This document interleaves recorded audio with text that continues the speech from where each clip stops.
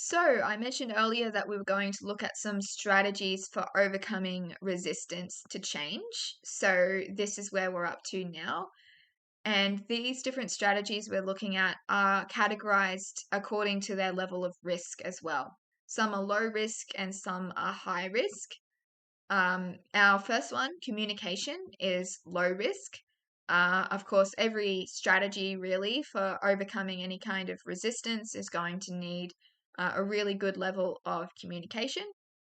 So you need to be honest, transparent, effective in your communication throughout the transformation phase. And that's going to ensure that stakeholders are supportive of the change, and they're motivated to help the organization implement that change. And some examples of communication mediums that you can use, just all the regular ones. So, emails, reports, in person conversations, formal or informal meetings. So, bringing people together to talk about how they feel about the change, and to try and work with them to get them to understand what the change is. So we can see in this diagram here, we've got the communication continuum strategy, that a business can use. So getting people aware of what the change is and why it's necessary, that can lead to understanding. And once employees understand the reasoning and that justification behind a change, hopefully they are going to then align themselves with that way of thinking and that direction that the business wants to go in. Once they're aligned, they're going to accept that, and then they're going to be committed to it and to helping the business achieve what it wants to achieve. Another low risk strategy is participation. So, encouraging engagement from employees in the change process is going to make them feel like they have more control. And often having control is something that makes people feel a little bit happier about a change happening. Um, and it can also then enhance the business's corporate culture. So we spoke earlier about management styles. One of them was participative, and that was all about giving people a voice, working with them to think about how to implement changes and strategies and stuff like that. So it's the same idea with overcoming resistance to change, giving people that voice and that control, showing that you care about their thinking, and want to work with them, are all things that are usually going to be well received by employees. So, involving employees can act as a motivational tool, make them feel appreciated and listened to, and all of that is going to usually positively impact the whole resistance to change, and transform that into acceptance, like we saw in that communication continuum strategy.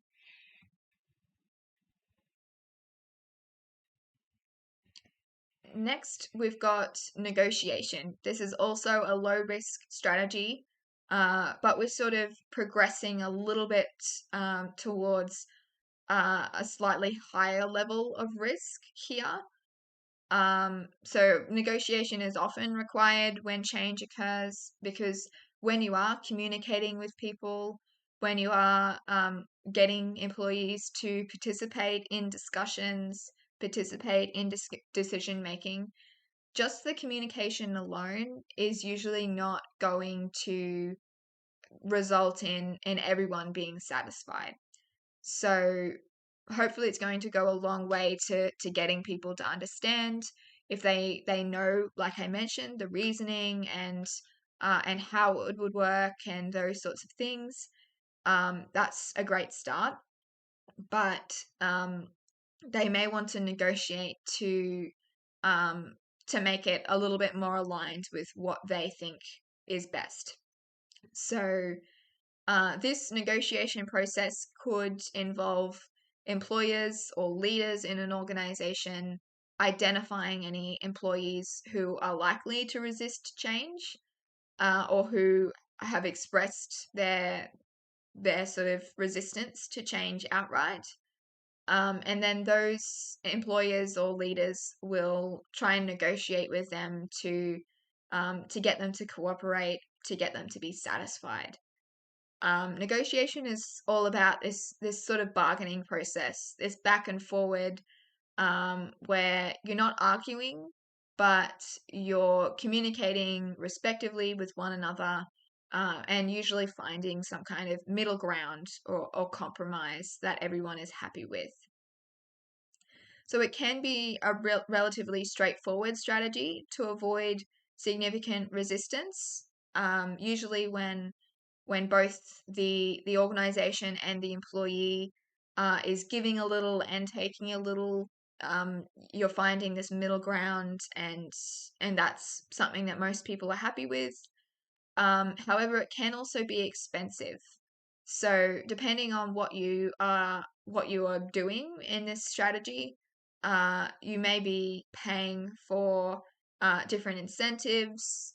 You may be taking a different route that is more expensive for the business to implement. Um, Maybe you're implementing some kind of change and employees are not happy with that because of potential sustainability kind of impacts, environmental impacts. Maybe the result of the negotiation is uh, a compromise that involves the employer looking at a more sustainable option, but that sustainable option may cost more money. And also negotiation can just result in incentives, um, and rewards that are used to try and get employees on side. And so make sure you don't get confused between negotiation and manipulation. So this is where we're getting into the high risk level of strategies for overcoming resistance to change.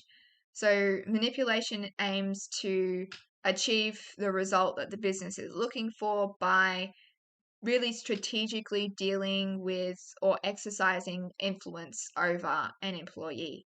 So this again can be a quick strategy, but it can also be expensive depending on what strategies are used. It can also cause more damage to a business's corporate culture. So if employees realize that they're being manipulated or suspect they're being manipulated, then they might not receive that particularly well. So some examples, perhaps offering an incentive to a change-resistant staff member, like a promotion or another reward to get their support, or managers communicating the advantages of a change, but sort of strategically not mentioning some disadvantage. That can be manipulation as well, because you're misleading them. You're not giving them the full picture of the change and what it would involve. Lastly, we have threat. So this is the highest risk strategy for overcoming resistance. So this is about intimidation, intimidating employees with punishments and consequences that could be implemented if they don't comply with the change and support it. So you could demote employees, or dismiss them entirely. Um, so if they want to avoid those sorts of consequences, then employees are going to be sort of forced into accepting the change. Again, it can be quick and simple to overcome resistance, just issuing a threat and leaving it up to employees to decide where they go from there. But of course, this can cause more resistance. You can get employees complaining. You can damage your corporate culture because employees may resent leaders and overall businesses for using this strategy, they may choose to leave. So yes, you may threaten them with demotion or dismissal, but some employees may decide that that's what they're going to do, and the business may be losing people who are really valuable staff members as a result of that decision.